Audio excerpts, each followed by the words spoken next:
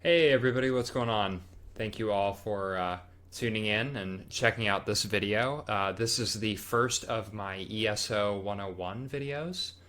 It'll be a new series that I will now be recording videos for that will sort of take you guys through the beginnings, where you would start if you were a new player coming to ESO. And if you are a new player who has not played ESO before, feel free to reach out. I am happy to help you and guide you, and I hope these videos will do just that as well. But if you have any questions throughout this process while you're watching these videos, feel free to reach out to me on Twitter or Instagram, or while I'm streaming on Twitch. Gatsby's Light 20, which if you're here right now, you'll know that this is what I am publishing all of these videos under. So on YouTube or Instagram or Twitter, just feel free to reach out to me if you have any questions. I'm happy at any point to answer anything. But for today's video, I wanted to start with where you would start when you have just bought the game, you've got everything installed, and now you jump into the game and it's time to create your very first character. So without further ado, we are going to jump into the character creation process. And then following that, we're going to do the tutorial. So, yeah, enjoy. So when you first jump in, you'll come to you'll come to this screen. This will be the very first screen. So you'll want to type in your user ID and then your password. And after that, you'll see this screen saying it's requesting a login. And then you'll get a loading screen right here. And then you'll come to this screen, and if you don't have any characters, it will look a lot different from this. But currently I have 3 characters right now. I have my main character, Jay Gatz, who is a level 50 Sorcerer. I have a level 22 Warden, a Wood Elf Warden, and then I have a level 38 Necromancer, Argonian Necromancer. So those are the 3 characters I have, and I'll be making my 4th today for you guys. So if you don't have any characters, you'll come right over here to create character, and this will start you in the creation process. So this may seem really, really confusing just looking at it right now, but don't worry, I will explain everything. We'll start over here on the left. This is the preview section, so you can look at the different gear that your character could possibly have at different points. So if your character will be considered a novice when they are levels 1 through 50, and then once they have hit level 50, they'll start earning what are called champion points. And we'll go through those later in a later video. But for right now, just know that champion gear, what we see right here, you will not like see that sort of look on your gear until you hit champion level, which like I said, after you hit level 50, you'll start earning the champion levels. So we are going to put no gear right here, and then so over here we're going to start in the race section. So obviously you want to start out with if you want to be a male or a female.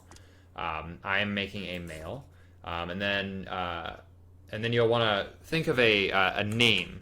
Now, this is very important because depending on whatever your character's name is, that will, obviously other players will see that in game. And also, if someone else has that name, you will know very quick. Hrothvierson.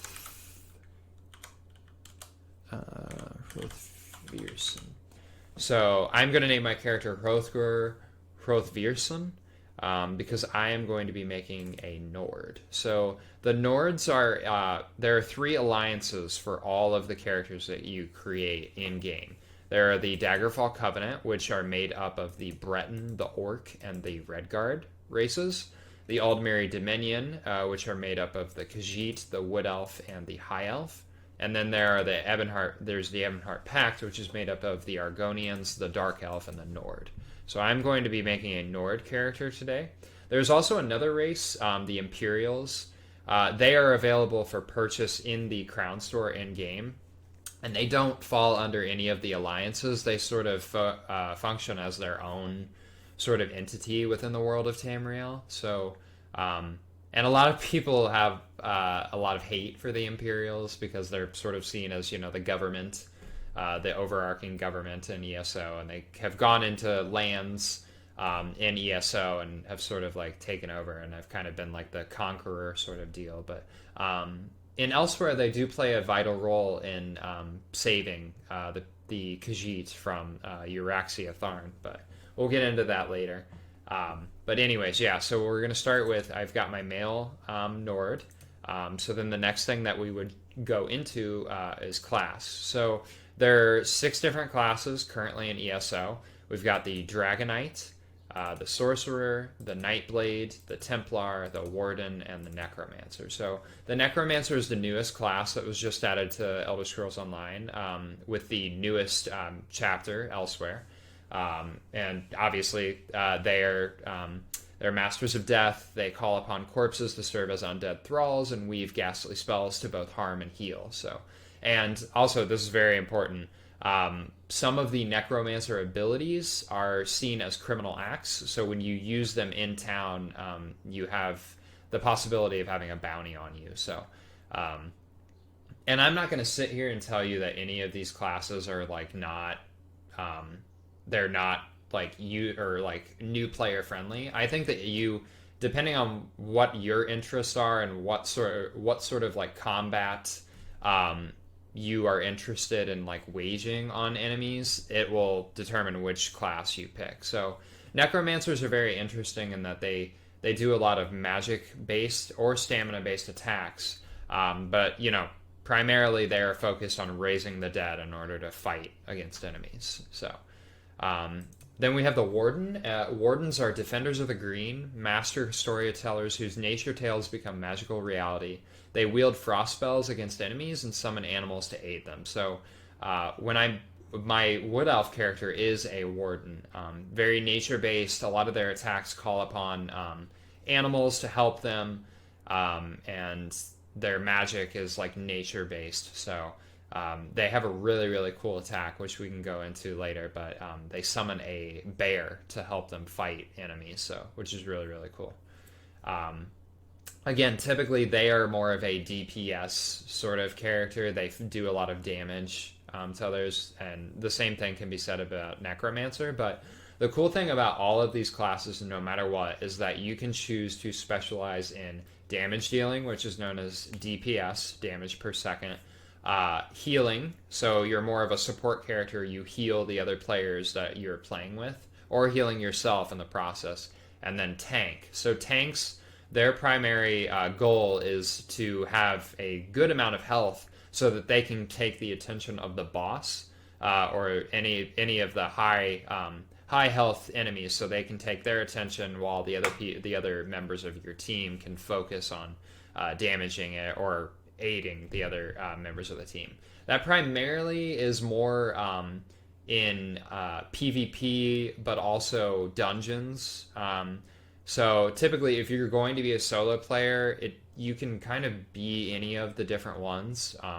But I'm really excited because my character, I'm going to make him a Dragonite tank. I do not have a tank yet. I've never done anything with tanks in this game, so I'm really excited to sort of jump into that role because I haven't done it yet. So then we have the Templar. These traveling knights call upon the powers of light and the burning sun to deal massive damage to their enemies while restoring health, magicka, and stamina to their allies. So Templars are typically healers in this game, but again, you can take any one of these classes and do whatever you want with it. You don't have to heal. You can simply be DPS.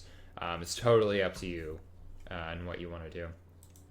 Knightblade, so my very first Wood Elf character on Xbox, I played on console before I jumped over to PC, was at a Wood Elf Knightblade. Knightblades are adventurers and opportunists with a gift for getting in and out of trouble, relying variously on stealth, blades, and speed.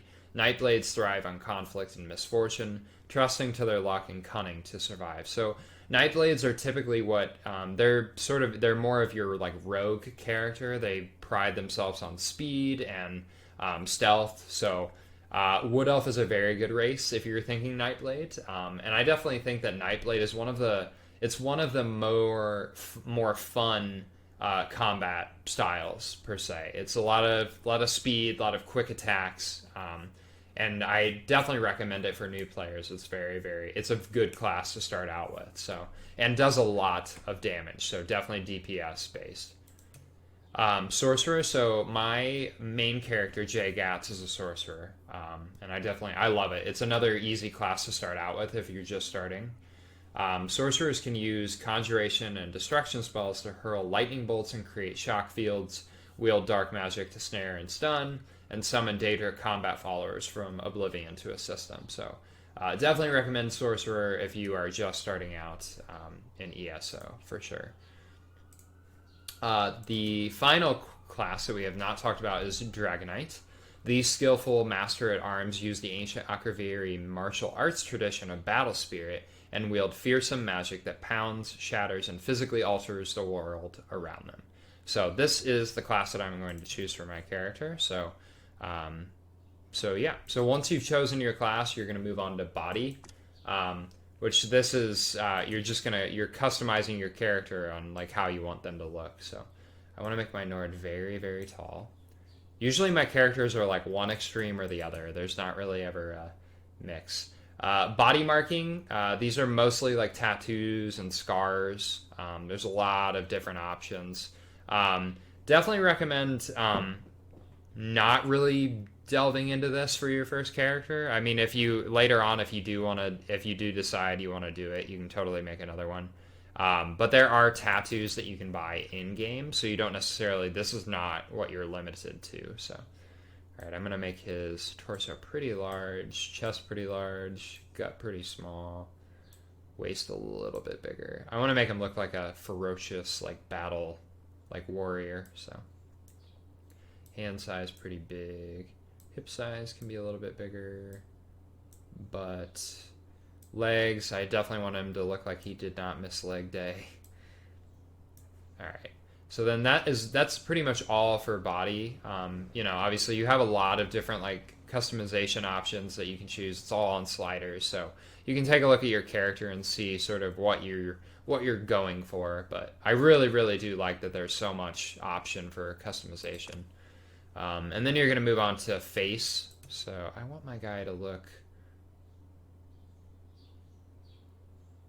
kind of like the angular sort of deal. There's a lot of different voices. I personally enjoyed this one. Makes him seem very strong. And then there's a lot of different hair choices too, and these are going to completely depend on your race. So obviously, like, these are not going to be the same hairstyles as, say, you were choosing an Argonian. Argonians, obviously, they're amphibians. They're reptile lizard creatures. So I know I said amphibian and reptile. Those are two different things, but obviously their hair is going to be a lot different because their hair is more horn based. They have a lot of horns. The horn sort of functions as their hair. So there's a few, they've got some fins, and then there's this sort of like feather sort of deal, but anyways, we are doing a Nord, and I want him to have this hair. I've already picked it out. And yeah, you can sort of go, and I want to do white. I have not done like a white hair character. And a little bit of age. I want him to be somewhat younger, and then adornment is going to be your facial hair, or there is this where you can have an eye patch for your character, which my wood elf has. Accidentally, I did that, but there's a lot of different options for this. But I am going to actually... Oh, I haven't seen some of these. That's really cool. I like that braided beard. That's cool, too. The crafty little mustache. Ooh, wait a minute. Where was that one at? Kind of like that, too. I think I want to go with a braid, though. I was going to do this big bushy beard, but if there's a braided one, too, that's even better. That's cool. I like that a lot. Forehead, it's obviously going to be the top part of it. Cheekbones, probably a little bit smaller. Cheekbone height. Jaw size, we can make it bigger. Chin, you're not going to see too much on this guy because he's got a beard, but we'll make it. I'll just kind of get a feel for it. I want him to have a bigger neck. Again, I want him to look pretty ferocious. And then if we did like white eyes too, we could make him seem like a White Walker from Game of Thrones, if you guys are fans of Game of Thrones. Bit wider eye height. Kind of like it. So you can make them squint, or you can keep their eyes like very, very open. How about we make him like look like he's absolutely terrified the entire time, like that. Eyebrows. I want something a little bit thicker than what he's got.